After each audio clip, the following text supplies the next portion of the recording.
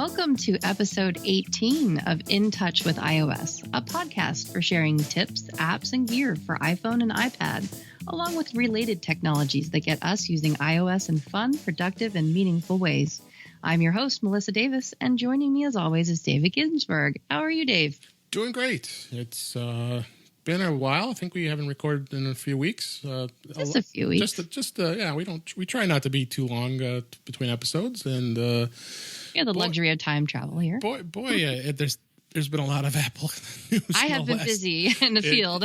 Yeah, I mean, I've been busy with work too, but I still stay on top of the news and what was going on. And Apple has been keeping us on our toes. Yeah, you haven't bought any new iPhones since I talked to you last, have you? No, and I sold my iPhone 8 Plus, and I don't want to talk about it. You gave me permission last time to razz you about it, though. Well, that's already done. I was already razzed on with Mike LaPlante too, so. I didn't think he was going to do it, but when we did our episode, he got us. I told him to. I'm just kidding. I didn't. No, Mike's a good guy. iChart if everybody's not familiar with the other show I do every 6 weeks. So he did it good for me, and I well deserved it. So I should have just waited and went to the iPhone 10. Yeah, it's good for the cell. It's good for you. All good. But we're going to hit on the news. A lot of the stuff's going on. There was a lot of updates that came out. All the OSs have been updated. So we'll talk about that a little bit. And Amazon Prime Video app actually dropped at today. Finally, as today as we record this on the December 6th. So I'll hit that a little bit. I know you don't have Prime, but I can give some of my thoughts on that. And I might after I'm done talking to you. Yeah. You've had some interesting things going on with family sharing. I think that'll be a good topic to let the people know, and all that other stuff. So let me just hit on the first thing is kind of give a little bit of my experiences so far with the iPhone 10. Yeah, how has life been with your new toy there? Yeah, no, I'm liking it. I think Are you used to everything now? Are you acclimated? Is your muscle memory retrained? Yeah, all of your habits are remapped. Pretty much. The thing is when you go back to the other phone when you actually I've got to still have the SE, so I go back and use the Touch ID, and it's like, wow, this is. I'm swiping up. It's not working. I'm on the wrong phone. So that stuff, it takes a little getting used to because you're swiping up. It's like when people reach out and they try to touch their MacBook screen. Swiping up, and then Face ID has actually been pretty accurate. I've been very impressed with Face ID. Even as I have the phone on my nightstand sitting next to me, and I'm in the pitch dark, and I decide I want to check something, and bring it up, and sure enough, the app sees my face, and I'm in the dark. We should share the links that Barry sent us about that. Oh yeah. We'll put that in the show notes too. Put that in there too. Thanks, Barry Folk, for sharing some links and relates to Face ID. So yeah, we'll share those it was on imore.com, our favorite website that has all kinds of great information. Renee Ritchie's. They're always in the trenches. Yeah. I just turned on Twitter for the first time to have notifications. I never thought I would ever do that, and I don't like it. I don't mind it that much and then I see when Renee is very busy because I see I'm getting tons of posts early in the morning and mid-afternoon, and then they stop from him. And then the Mac Observer, of course, is another favorite site, and so Twitter does have those notifications, and that gives us a lot of insight on that. So, and it works great on the iPhone 10, of course. And like I said, I think Face ID in itself is been pretty good. Very rare that I have to put in my PIN code if it doesn't come up. Getting used to where the control the control center is in the notifications up on the top left and right. I promptly use now the notch remover app that was released. Oh, really? Talk about that. There is an app called Notch Remover, and what that actually all it really does is it lets you take one of the wallpaper choices, and it you can crop it enough that when you look at your main screen, you don't see the notch.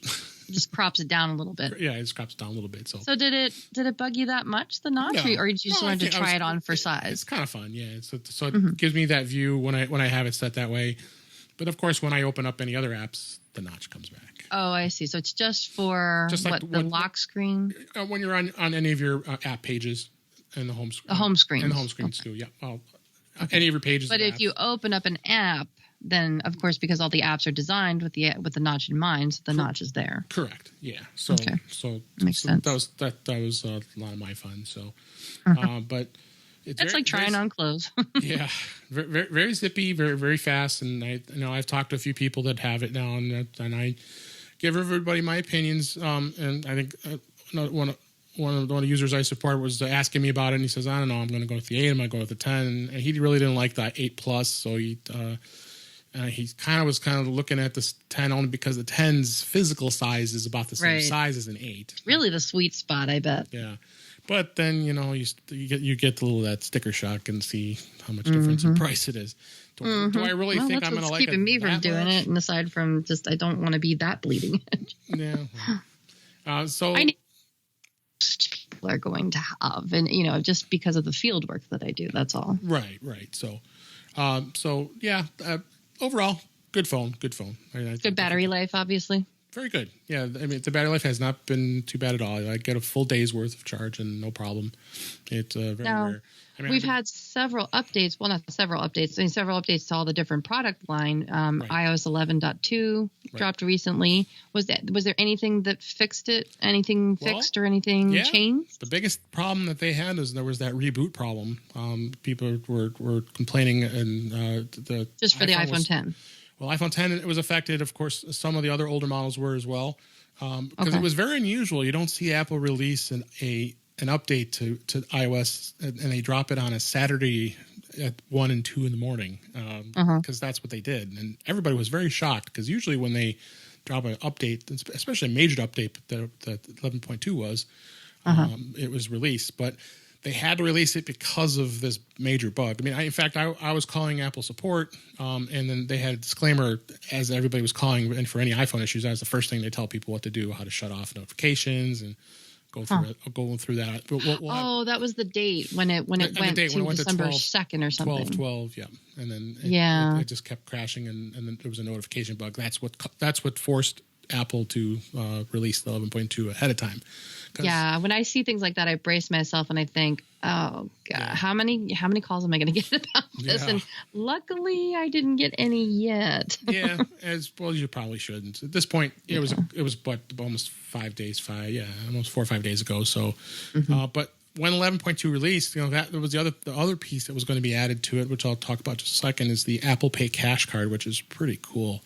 If you're an Apple Pay user, I'm very impressed with what it can do, and I'll talk back to that in a second. But the problem was when they released 11.2, it wasn't 100% ready to go yet. So when everybody got it, they said, "Oh wait, yeah, that's right. Apple Pay Cash is available on 11.2," but it was nowhere to be found. So it took Apple a couple days. I think they started releasing it slowly on Monday of that week, and then Tuesday it was full tilt and it was released. Now, what Apple Pay Cash is, it's basically a card that you can fund using your debit card. It has to use a debit card. You can't use a credit card. And what it does is it loads money onto the card itself. And then, of course, the other person has to have this card too. So it's kind of like the way Zelle works. You each have to have debit cards, or you have to share a debit card between you have to use your debit card in order to fund the card, because the card is funded. It's like a shared gift card or something. Kind of, yeah. So what you do is So I put $20 on it from my debit card, and now it's a card where I can send. I can type in cash, and I used actually it's one of the emojicons that are at the bottom of the messaging. So if I wanted to send you money, let's say I owed you $10 or whatever, I could send you money, and it actually shows the card in the iMessage, and then it sends you the cash, and then the cash goes right into your card, and then you can withdraw and add money as much as you want. It basically just all it is the debit card is linked to that, so it can deposit the money as well as withdraw the money and put it into your account. But it's pretty slick. If you I don't know if you have a bank that has any type of quick pay services. I'm at Chase Bank, and they do have quick pay, and a lot of these banks are subscribing to a service called Zelle, Zelle. That's what my bank has. Yeah, I just don't have anybody that's brave enough to use it. That's the problem with a lot of these things. I use it all the time. In my area and my family, they're just not as tech savvy. So we just have such a really slow, agonizing adoption rate when it comes to this stuff. So No, I've been using QuickPay forever. I mean, it's great, and send it between family members, and makes it easy. We're out to dinner. It's let me QuickPay. That's because you're a Midwesterner. I think that's the difference. Everybody's nice to each other out there, and they trust each other. Us West Coast and East Coast, we're like, yeah, I don't think so. Come on. I swear that's what it is. Nobody trusts anybody. No, I don't know about that. But, talk to my family.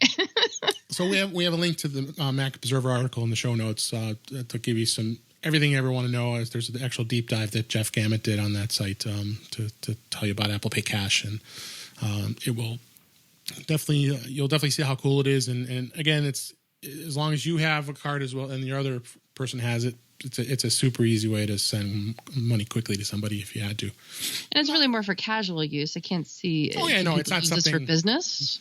Probably not. No, this is more not for really personal use. Yeah, like splitting a tab on dinner or something. Exactly. So, but it's only between Apple devices, though. This one is yes, and as far as I know, I have not seen. If it can be used like with Android devices or anything outside of Apple's devices, yes, but it's a great step in the right direction, and you don't see too many others other than banks doing it with their services. So only go out to dinner with your Apple friends. There you go. Well, I have other means besides that, so I mean, I know. QuickPay somebody I know. One of the bugs that was worked out that I noticed that I was happy about, at least for once. I mean, whenever these new updates to come out for iPhone, I always grab them now because ever since I have an older device, it's a 6S, and it's just been problematic. And I'll talk a little bit more in detail about that. But I am happy to report that one of the bugs that I'm pretty sure I read that it listed because I got excited about it was animations and specifically swiping between home screens, because prior to 11.2, oh my gosh, it was painful. I get to like the second page, I'm like, oh, here it comes. And now it's back to its buttery smoothness again. So I'm happy about that. Yeah. So 11.2 did fix a lot of bugs, and it is a lot more stable. I'm noticing too. Don't hesitate, grab it. No, just apply it.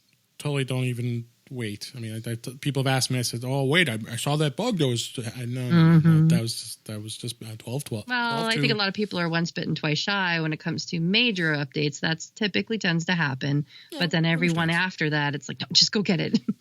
So, other topic I wanted to mention is there was an interesting article. Again, our friends over at Mac Observer. Apple did give in and is now putting their Apple support channel on YouTube. You never thought that they would want to do something like that. They want to keep things, in their own channel.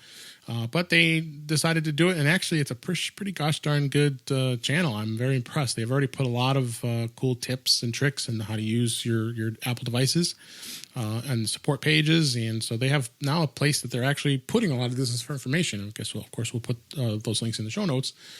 Check that out because, like I said, there was some really cool videos out there, how to sign a document or how to delete photos or how to send attachments in your mail. I mean, just all kinds of different tips, like the screenshot feature we've talked about in the past. Great video on how to use that. So I'm very impressed with what they've added to the YouTube channel. And I think they're just going to continue to do more and more of these types of videos. I think they've already got over 50,000 subscribers, and it's only been out there probably 2 weeks. So I'll be checking it out. I want to evaluate it and see if it's good enough for my clients, because it'd be nice to have. It would be really nice to have a resource library that's free that I can just point them to when they're struggling with something and I'm doing remote work, or I need to leave them with something that they can review and press play and pause. And of course I have to teach them how to watch YouTube videos in the first place, but there's that. So it'll be nice to reference that. I'm looking forward to that. So I think that was a step in the right direction. Oh, absolutely. And the other topic I wanted to bring up too is Amazon Prime Video we talked about. They did drop the TV OS version today. Yay. I mean, it's been... Now, which models is that available on? Does it go back to the 3rd gen? Because I heard mixed things about it. Nope, it's got to be 4th gen and higher. 4th gen or higher. Because it requires an app to be installed, and I think Apple's going to stop supporting the 3rd gen sooner or later and just started. Oh yeah, it's on its way out. But I mean, they still have their uses. They're installed in schools and businesses and places that can be used as kiosks. They're still usable. They still have their place. They can be repurposed, just not for that kind of stuff. So. But the app is pretty good. It had not dropped in the morning when I took a look this morning, but then I started reading things later on in the day, and I saw that it finally got released. I just downloaded it before we started recording the show, and so far it's got a nice interface. I've had the Fire TV. I've played with that, but I don't use it as much as I used to.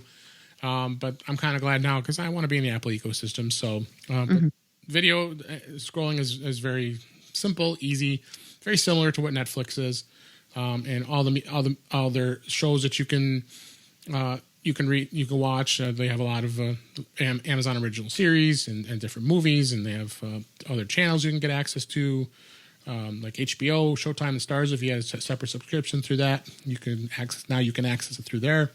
So it's pretty good. I mean, and you have a lot of access to movies too. Didn't Amazon used to have something on the Apple TV as far as video goes, and it was taken away? I mean, I seem to recall. No, they always way back. I mean, I've been struggling for years because I always would have it on my iPad, and I would just maybe that's what I was thinking about. I probably AirPlayed something. Yeah, I would AirPlay it over. So, so we'll have a link in the show notes about it, and not much else I could say about it other than check it out. I mean, I'm sure a lot of our listeners are Prime members, and I'm sure you'll want to take advantage of that. So it can only be good for Amazon. Absolutely. So, but let's go on and hit some of your topics. You did you get out on Black Friday? Because I avoided it like the plague going out. Yep, I did not leave the house. Okay. I stayed put. I didn't have any reason to go out. There wasn't as much really pulling on me this year, and it's probably because the stuff that I really was eyeing up were pretty big ticket items. So I have to say, with the small amount that I spent, I mean, in 2 large items, I feel like I did really well just with those, few simple things. And the 2 things that I was able to snag with Black Friday was a 2017 iPad. Yay. Best Buy had, finally, Best Buy had the best deal, and it was only by a couple of dollars. I think, I first looked at the refurbs on the Apple website, and actually I was using the Apple app. The Apple Store, not the App Store, but the Apple Store app. We talked about that in our last episode about different apps that you could use, and I'd been trolling those. I mean, it's like a sporting event for me. I like to check them out. So I had been watching that pretty close, like a hawk, and I checked out B&H, and of course they had a better deal because there's no tax, as we discussed last time, and free shipping. And then my good old friend Kevin, I call him BFK now. I call him Black Friday Kevin because this is the second year in a row that he has texted me something that I ended up spending money on. So he's a dangerous friend to have. I thought you were bad. So he tuned me to the Black Friday sale on Best Buy, and there's very few things that I buy at Best Buy. It's just not one of the places. I mean, there's one around the corner I can go to if I really need something, but the sales tax is pretty high here and stuff. And of course, I still have to pay sales tax, but for whatever reason, because of the sale that they had it discounted just enough that it still came in under $2.99. It was like a couple dollars. Nice. It was like $2.95 or $2.97 or something like that. But hey, that couple dollars is worth a couple of apps. That's how I look. I mean, sure. Loaf of bread, a couple of apps, milk. What are you going to do? Yeah. And then the other nice deal that I got, and some of these are still lingering. I know if you are a member of one of the big box clubs, like I know Sam's Club is going to have it. I don't know about Costco, but I don't see why they wouldn't because those 2 usually compete. But Amazon had it. I haven't checked recently, but I wouldn't hesitate to go check it now. They did have a $100 iTunes gift card for $85. Dave Hamilton from the Mac Observer talks about this all the time, and I finally decided to take his advice. I mean, I knew it was good advice. I was just waiting for it to actually come around. But he's always said that that's the best way to spend the least amount on things like iCloud storage plans. Because as I'm going to talk about in a little bit, I upgraded to the 2 terabyte, the big mommy version of it all. So I snagged $100 worth of iTunes gift credit, a gift card for $85. And then not only that, there's more. I used my Discover card, which has 5% cash back. So cha-ching. I am the frugalista. And so, like I said, you can look on, I think there's a 1-day event going on Sam's Club in the next, I think it's I want to say it's on the 16th. So this will be out before then. You'll hear that and check it out. It'll be on their website. But now the other thing I should say is these are not physical gift cards. This is the digital deal. So it was a slam dunk. I mean, I basically just went on Amazon, I got it, and they emailed me the redemption code. I went on to iTunes, redeemed it, and boom, I had my nice credit. So now between that gift card and then a couple of gift cards that, through the family, since we share, the boys get them for birthdays and Christmases, people get them as gifts. So we basically have our whole entire iCloud storage plan paid for the year now. Nice. I mean, it'll just keep deducting it because that's the key to the whole thing is you want to load up your iTunes credit because when Apple charges you for iCloud services, they ping that credit first before they touch your credit card. Right. And so when you have, $100 worth of credit, but you only paid $85 for it, that's basically like getting a discount on iCloud storage plans. So that's how I can justify the cost. And so I'll talk about that in a little bit more. So those are basically the big 2 deals that I got. And then I am headed to the Apple Store this coming Friday, and I plan on getting the 8 Plus. And there's kind of a reason why I want to do that. I mean, I've been wanting to do it, but I was actually hoping to wait a little bit longer, but I actually have to do it a little bit sooner. I mean, I have just enough to afford it now. I've been saving, and I told you I planned on just buying it outright. I'm not going to deal with the whole payment plan and all that kind of stuff. But I've been kind of, waiting. One of the things that I was waiting for that just isn't going to happen anymore was I was comparing the warranty plans. We talk about just getting Apple Plus Care, Apple Care Plus on it. But that's, a pretty significant difference from Square Trade. And in the past, Square Trade they used to give out Black Friday and Cyber Monday deals, and they have since stopped doing that. They justify it by saying that they already save you a lot compared to Apple Care and the carrier deals. I mean, they're always notoriously way more expensive, and it depends on your needs. I mean, so for some people, they need that. They're prone to theft or loss, and so the carrier plans are usually the only ones that cover theft and loss. Right. So that might fit some people's needs better than Apple Care Plus or Square Trade. With deductibles. Yeah, and the deductibles are higher for some plans or lower for others. So I decided that I'm going to stick with Square Trade just because it's more affordable. And right now things are just a little tight in that, that big chunk of money that I just spent on the iPad and the iTunes gift cards. And, some of the stuff is tax deductible for me. So I just have to kind of plan where my purchases are going to go. And so anyway, so that's coming up. So I have a lot planned this weekend in addition to what I've already done. So part of the issue was, I had gotten that deal for iTunes. Both the kids and my husband have been getting that repeated nagging message that they're out of iCloud storage. They've since surpassed the 5 gigabyte plan, and that's natural. That's to be expected. I mean, the kids are taking pictures, and my husband's taking pictures, and in the past they had been pretty good about it. Now, remember, we're on one of those plans where nothing goes to waste in this house. And because I like to keep older versions of stuff around because of field work and consulting, it just benefits me to do that. And it saves us money. We can't afford to buy a brand new phone every year.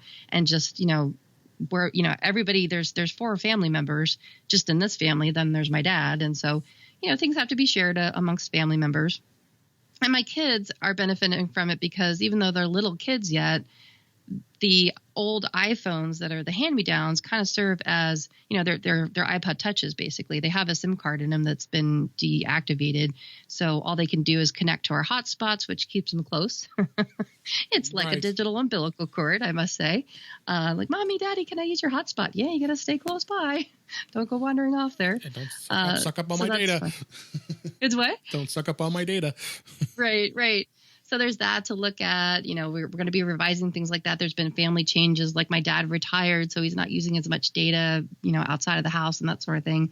So, there's lots of changes going on between data plans and hardware devices. We've got new devices. We're handing down old devices. So one of the things that I finally decided to do, I have just been dragging my heels on this. I've been wanting to do it. I've been talking about doing it, and I finally jumped in, and I finally did it. I finally joined the iCloud family sharing plan. I finally set up a family plan, and I did it in a very convoluted way only because we didn't just have separate IDs. We've talked about this in the past and in different shows. And I think you had been doing this the same way with your wife, where we have had a his, hers, and an ours plan, and the kids came along, and then I lied about their age because this was before COPPA and the 13-year age restriction and all that stuff. I wanted them to have Apple IDs for various reasons because I dabble in all this stuff. I like to tinker. I like to, what will happen if I press that button or if I flip? Oh, maybe I shouldn't have done that. That's just how I roll. So all this time we have had this shared Apple ID that we've been using for all of our purchases, all of our movies, music, any media, everything, including our 2 terabyte iCloud plan, which, that's where I redeemed the gift card. Right. So I was a little bit stuck because you can only have 6 family members in this plan here. And we have my dad on the plan. And we had this, you see where I'm going with this? So we have, so there's me, there's my husband, there's 2 children, that's 4 already. Then there's my dad, that's 5. So I guess the other one, the shared one, that could have been the family organizer.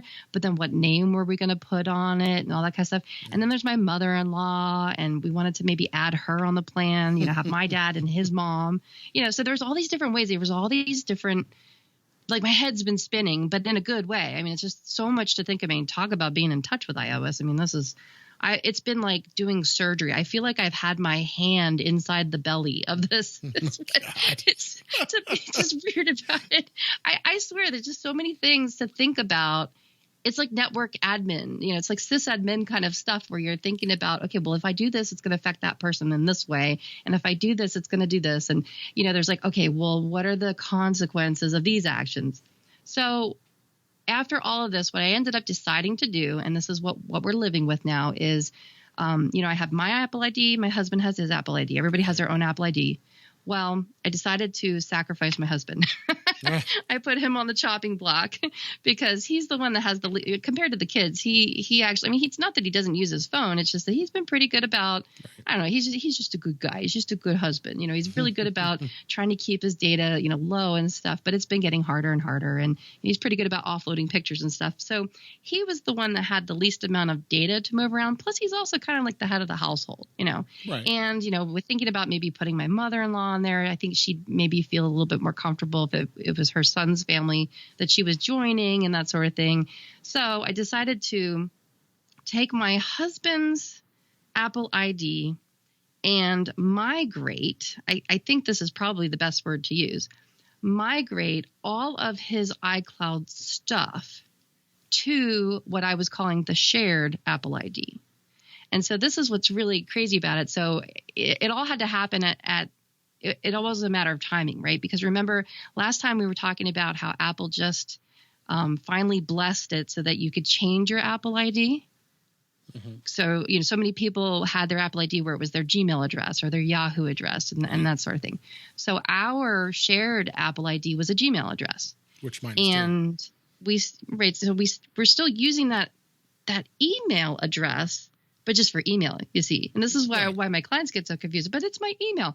Well, it's your email address, but it's not really you're not really using it for Apple email, because then that would have an iCloud attached to it. It would be, blah, blah, blah at iCloud.com. So that's what I ended up doing. I actually did take advantage of that. I really put all of this stuff through the paces. So I used that new, I don't know what you want to call it, a feature. I changed our shared Gmail address to an Apple an iCloud. So it's, blah, blah, blah at iCloud.com. But not one of your existing ones. What's that? Not one of your existing iClouds. It was a new one. Right, because I had the option to do that. So now I disconnected. So here's the trick in doing that. Okay, you do have to have, and we just happen to have it. Because it's my husband and I, we have our personal email addresses, right? Then we have our work, our addresses our email addresses that we use just for work, for business kind of stuff, and never the twain shall meet kind of a thing. Right. And then he has another Gmail address that he uses for professional stuff. Just as a teacher, there might be things where he doesn't want to use his school address. Sure. Let's just say, excuse me. So I use that Gmail. So that's the trick, is you have to have some other, I mean, even if you didn't, it's not that hard to open up a Gmail account, right? You just have to have some other reachable at email address. And it could be, with any Gmail. It just can't be iCloud or me.com. So I had that. So I kind of disconnected our shared address that we were using for actual email, and I attached a different one to it. So that didn't change anything. I was treading. I was like walking across hot coals with this. I was like, oh my God, am I going to break everything? Like, am I going to lose all of our purchases and stuff? I was fairly confident. I mean, I was following along with all the rules and everything. So I attached a new email address to it. I disconnected, the old email address, and then I changed it to blah, blah, blah at iCloud.com. So now it's an iCloud. This is a new iCloud account that you created? No, it's an existing one. Because remember, when you set up an Apple ID, you use your John Smith at gmail.com, but then you're given what's called an alias. That's what Apple calls them in the mail preferences in iCloud. Right. If you're using the web apps, it's actually called an alias. Well, that's what they blessed recently, is that you could change your existing Apple ID to one of your existing aliases. And so that's all I did, basically. I had a, John Smith at iCloud.com as one of the aliases. So that's what I made the Apple ID. And so it just kind of made sense because of what it is. It's like a combination of our birthdays and our names and stuff like that. So it kind of makes sense that it's his, but it's also the family's. So then once I had that set up, then I went and it's convoluted and I won't go into all the details, but then I basically went and I signed him in. I backed up everything, made sure that I could get it, everything. And this is all, mind you, this is all without, that's why the iPad came in handy, because the iPad had iOS 11 on it. Because remember, you can only do certain things if you're using iOS 11. Well, he has a 5S, and I was really hesitant to upgrade his 5S to iOS 11 because of all the problems that I was having on it with such an older device, and his is even older. So I just didn't want to ruin life for him that much. So I just have not yet upgraded his 5S to iOS 11 this whole time. What I was able to do was basically take his sort of like new used Apple ID. This was our shared ID that I then basically attached his name to. And then I signed him in on the brand new iPad, because that had iOS 11 running on it. Right. And from there, I was able to manage the family, add myself, add the kids, add my father, add everybody on there. And I was even able to, I was doing a combination between the iPad and logging in Safari and administering it that way. Like, I even changed my kids. They were listed as adults, and I changed their ages to reflect their current ages. My 11-year-old was like, "Oh, I wanted to be an adult."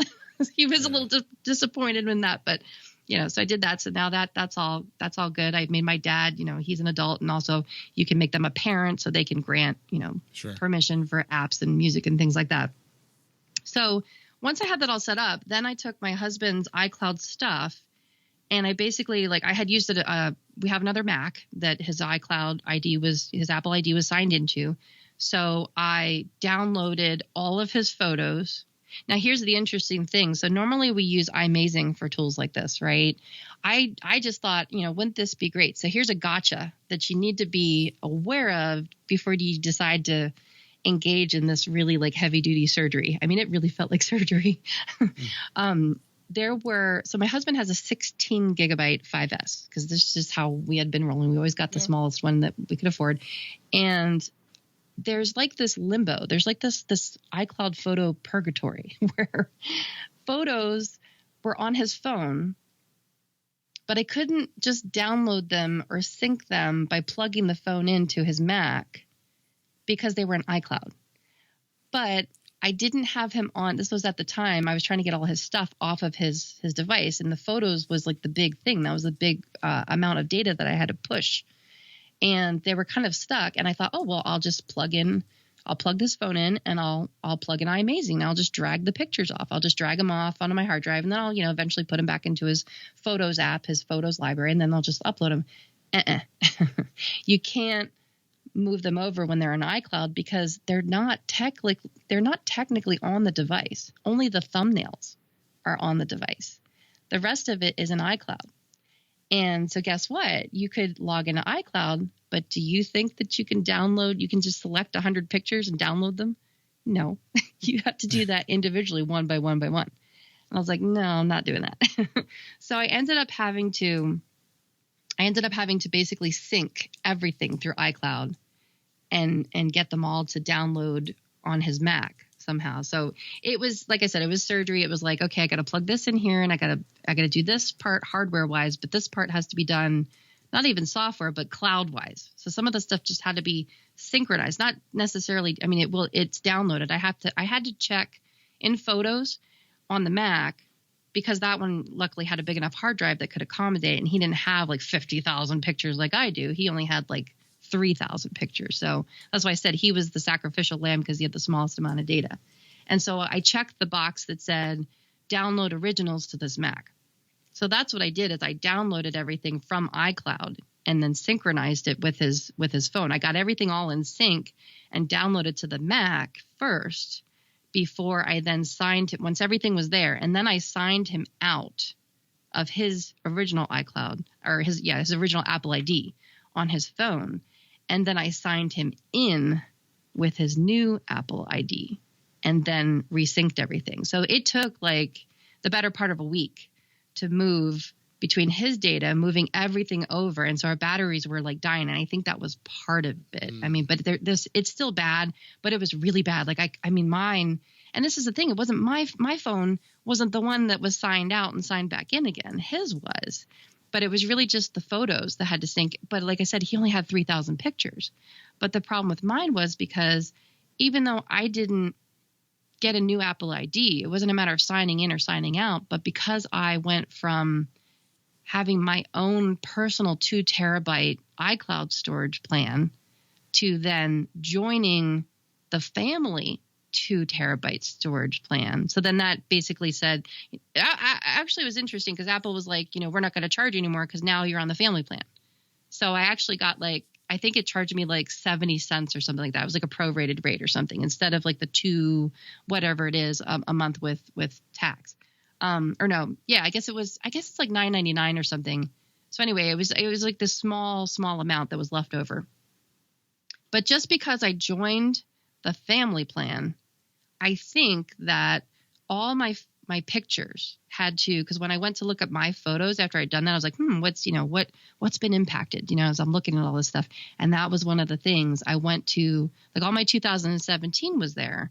But as I was scrolling up, because I have pictures that I had purposefully changed the date, to the 1900s, because they were old black and white pictures that I'd scanned in and that sort of thing. So I had pictures, for all the years going back to like 1950 or something. So there's a little bit in each, but all of those chunks, like, 2014, 2013, 2012, those big chunks of years were just full of white spaces. There would be just like maybe a couple of thumbnails here and there. And I was like, oh boy, this is going to be fun. So like I said, it took the better part of maybe a week, maybe more than a week. Because now when I look at it, they're 90% there. There's still a few white spaces, but like I know they're there because when I go through them, I go through the pictures and I tap on the white spaces and the photo loads and then it downloads. So they're there. It's just the thumbnails that had to repopulate. So it has been a very interesting week or week and a half. And that's the thing, is I'm not done, because I had to get that set up.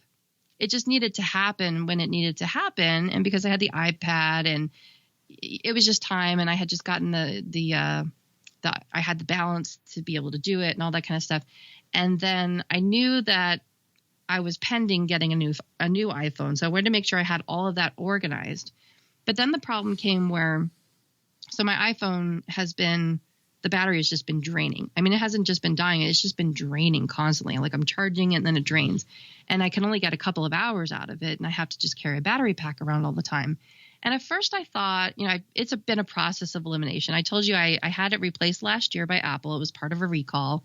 And I thought, well, maybe I just got a bad battery, because it's never been a really great battery.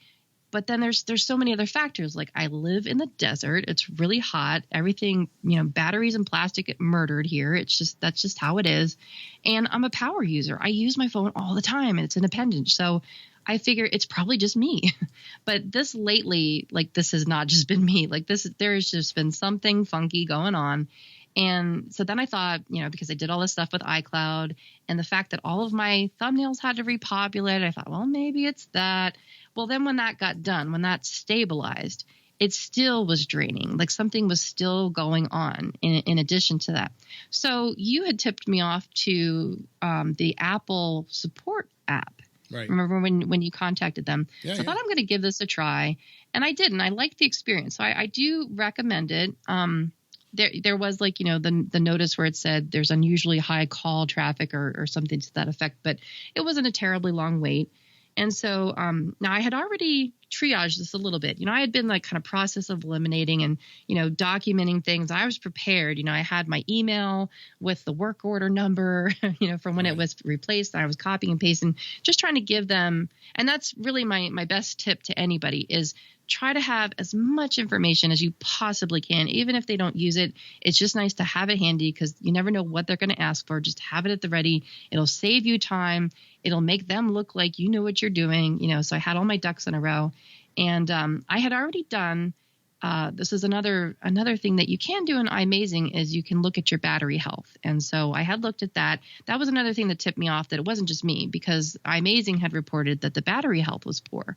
And, it was in the process of charging up. So maybe, I don't know, but it doesn't seem like the two jive because then when I did use the Apple support, they did a remote diagnostic. And she said, no, is this whoever I was talking to, I wish they would have like actually given me an actual report that I could have seen. I would have really liked to nerd out on that a little bit.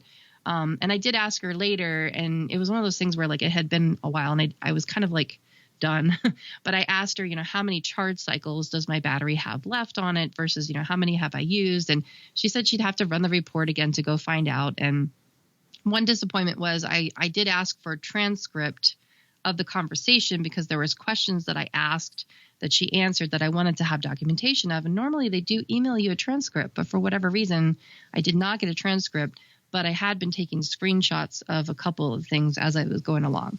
Good thinking. Good thinking. Yeah. So just in case, I just document everything you possibly can. So I did at least I tried that out. I didn't really get anywhere with it. I was really kind of hoping they would say, yeah, let's make an appointment at the Genius Bar. Let's go have it, triage or whatever. Maybe they'll replace it. Who knows? But it's, it's outside of a year. So I'm trying to temper my expectations as far as that goes. But at least they did run the diagnostic. And she said that my battery looked good. And this is kind of the disappointing thing is that, and I knew what this was going to be. This is what I think is the difference between us and like other people. It's like I don't get all bent out of shape about it. Like the bad news that she had to deliver was, well, the only thing you can do is basically a nuke and pave. I've already done iCloud restores multiple times. I've already done all the things that they tell you to do. I've deleted apps. I tried deleting the YouTube app. I tried deleting the Facebook app, things that I knew were battery hogs, and it still didn't change the draining. You know what I mean? So she's probably right. She said it's probably software because the physical hardware of the battery checks out. And at least I got that confirmation. At least I have it, somewhere that they say, yes, it's good, So that's all there's left to do is to nuke and pave it. And so that's what's kind of pushing me up a little bit on the time frame that I was going to wait a little bit longer, but I can't live with this battery. I can't. No, I mean, most people. I can't keep walking around with a battery pack all the time, and I'm itching for this, and it's just time. It needs to happen. So because when I do this, like the process that I do when we get new phones and I do the whole pass down the line, they all get nuked and paved. I mean, I back them up 3 ways. I back them up to iTunes, I back them up to iMazing, and then I back them up to iCloud, and then I wipe them and I restore them to factory settings because that's what she said to do. That was the only thing I could do to rule out whether or not it was software or hardware. If I nuked and paved it and took it in and it was and it was still draining the battery after that, well, then it's probably hardware. It's just a process of elimination. But see, that's what I mean. Like anybody else would probably be like really upset. Where I'm like, yeah, it's a bummer, but it's an opportunity. It's an opportunity to learn because other people are going to go through this stuff. So yeah, I've got a lot of stuff that I've got to document. And have you ever done a nuke and pave, Dave? I assume that you have, but oh sure. Do you just go for it? Or, I mean, you back up, obviously. But see, I actually take the time to document. Like I will, and I have to do this with my husband's and my kids' phones and stuff like that, because I want to put things back, the way that they were. I take screenshots of all the home screens and all the app placement because you lose that. You have to put in your fingerprints all over again. Obviously, you have to re-put your bank cards in. I mean, there's all this stuff that has to be redone. There are certain apps, like I asked the kids, are there any games that you're really attached to, game scores? I mean, most of the stuff does back up to iCloud. But remember, that's if you're doing a restore from iCloud. This is a completely setting it up as a brand new phone and then cherry picking the stuff that you're going to put back on it. So all the apps you can re-download. All your data that's in iCloud will sync, but you're not syncing an iCloud backup. That's the difference. You can't just cherry pick things like a time machine backup. You can't just cherry pick something. Well, there's this game and all my scores were attached to it, but they weren't in Game Center. You can do that with iMazing. So that's the thing. So if there are certain apps with certain data that's contained within the app that then gets backed up specifically in an iCloud backup, then those are the things that you can extract. So like I said, it's like surgery. It's like digital cloud surgery, trying to dissect all these different pieces. So that's what I have planned for the weekend, is getting a new phone, nuking and paving. I'm just going to burn it all down. And you're going to have a little bit of fun there. I mean, that's a lot of work. See, it's fun for me. I mean, it's I can only imagine people are just like, oh, Melissa. Exactly. But I was kind of saying that myself. I didn't want to say how it has to be. You're crazy. Yep, certifiable. So that's what I plan on doing for the weekend. I'll report back. I'll have lots to tell you about how it went or how it didn't. Yeah. But I'm looking forward to it. I mean, it's just how it is. I just like being able to figure this stuff out. If you imagine, this is the power of what you can do with all this stuff. I mean, I've got a total of, what did I count? I think it was 8 iOS devices alone, just 8 iOS devices between my family and then including my dad. So my dad he has an iPhone 7 Plus and then he's got a 4 Plus. It's just like kind of backup, emergency kind of thing, but it counts, right? Sure. And then there's my kids' phones and there's my husband and then there's the 2 iPads and there's my phone. So, I mean, that's a total of 8 iPhones and iPads and then 3 Apple TVs. And then we're sharing that as a family and we're 2,000 miles apart. And we're doing all that with one family plan. All the purchases have been shared. So when we put my mother-in-law in there, she can use the same music and the same apps and all that kind of stuff. I don't think that's too shabby for a week's worth of work, getting everybody all connected. I mean, it's completely living, breathing, eating, in this ecosystem, and everything's all connected. I mean, as much as work as that sounds, when it works, it works. And it's achieving this kind of zen that, hey, you want to share that picture? Here we go. Well, that reminds me. So those are the only 2 things that and it's not even a loss. Those are the only 2 things that did not transfer over, ironically, were things that were shared. So shared, if you do something similar to this, one of the things that you will have to redo or lose, depending on how you look at it, is shared iCloud photo albums. Because my husband's Apple ID is different and I reassociated it with his phone number. So what was great was all his iMessages stayed. So and I had backed him up anyway, but just in case, all of his texts between me and his family members and all the conversations, all that stuff stayed there. He didn't lose any of those. But one of the things that didn't transfer over was notes that I had shared with him or that any of his family members had shared. Those just have to be reshared. You and I are collaborating on an iCloud shared document. Right. So, for example, had we been collaborating, that would have been lost. But then all you have to do is just re-invite. So all I did was, send a text to his family. I was like, hey, I did this thing. And I tried to keep it simple. Could you re-invite him? So my sister-in-law had a bunch of cute little photo albums that she had shared. So there was 5 or 6 of them. And I said, you just need to re-invite him and then he'll be able to see them again. So that was it. I mean, out of all that stuff, even his iCloud, health data. I was kind of surprised that that stayed because that's an interesting one. The health data, it's right now it's tied to his device. So he doesn't have an Apple Watch, but he does manually input certain things. He has one app that's like a step counter. And when he donates platelets, he inputs like his hemoglobin and stuff like that. He manually inputs that stuff, and he likes to track his vitals. And I made sure, like I took screenshots of that. And then when I did the switcheroo, that remained. That was still there. He did not lose that. However, when I go to switch hardware, if I don't upgrade his 5S to iOS 11 first, then he will lose health data. So I have to, at the last minute, right before after I back everything up, because I didn't want to upgrade it to iOS 11 because I was afraid of the battery hit that his phone would take. So that's the last thing that I will do is upgrade his 5S to iOS 11 just for the purposes of being able to sync that health data, because that's a new feature in iOS 11, isn't it? I didn't think you used to be able to do that prior to that. Didn't you have to do like an encrypted time machine backup to be able to get it somewhere? Well, now you can just flip the switch on iCloud. In the iCloud settings, you can just flip the switch on, and then it'll sync to just like photos and notes and everything else, calendars and all that kind of stuff. Right.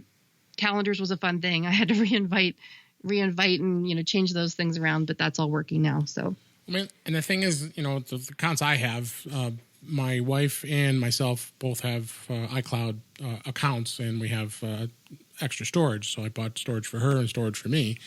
And then we have a purchase account. That's the third party email. So I don't think I'm going to be able to, I want to keep my iCloud account that I have because it's actually, I have mac.com as well as me.com on that account. So yeah, and you kind of want to keep those. Those are kind of, those are little gems. But I won't be able to go to my third party account, which I use strictly for purchases. I don't use it for backing up anything because I've tried in the past and it just it won't let you. If you made her, if you kind of migrated her, like I did with my husband, our poor spouses. Yeah.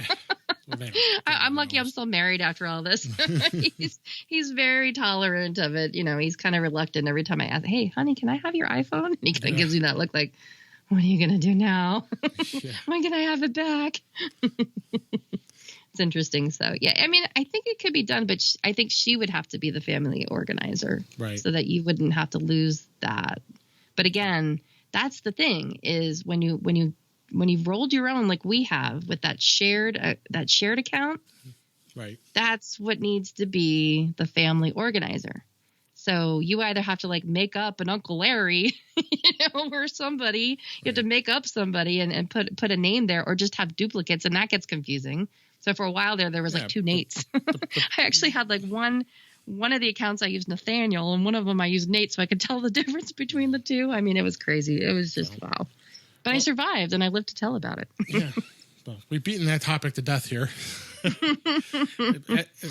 think the bottom line here is that family sharing and Apple IDs can be a nightmare. and it depends on how you look at it. I don't know if it was a nightmare. I would not use the word nightmare. I would use the word adventure. Well, I guess that'd be adventures in iCloud. So as we get close to the end of the show here, we did want to mention about the Apple Watch. The Apple Watch just came through with an update, Watch OS 4.2, I think it was.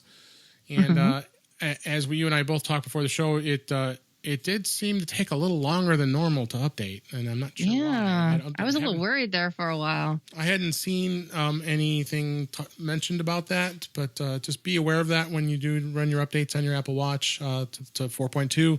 It is going to take a little longer than normal to do it. And that's 3 watches between the two of us that have been upgraded, because you did yours, I did mine, and then I helped a client in Florida today, and we upgraded hers, and hers took a long time. So that's 3 watches in a row that just took forever for it to apply. Yeah, so just be aware of that. And there's a lot to take a look at. So, but there's always adventures with iOS, and and that's why we're always bringing you in touch with iOS. And I think with that, I think we can probably wrap this up. If you want, I think we can put a bow on this for now, but we'll unwrap it again next time. yes, because like I said, that's it's a tough topic to cover, but I think you did a great job. And well, thank you. I'll let you know what else I find out when I do the migration. Yes. So let's bring this guy home. All right. Well, thanks for listening, and we hope you're more in touch with iOS after hearing this episode. Subscribe to our podcast in your favorite podcatcher and show your friends how to look for us in iTunes. We look forward to bringing you more useful information in future episodes. I'm Melissa Davis, and you can find me online all over at the Mac Mommy. And I'm David Ginsburg, and you can find me on Twitter at DaveG65. All right, stay tuned and subscribed for future episodes. And thanks for listening.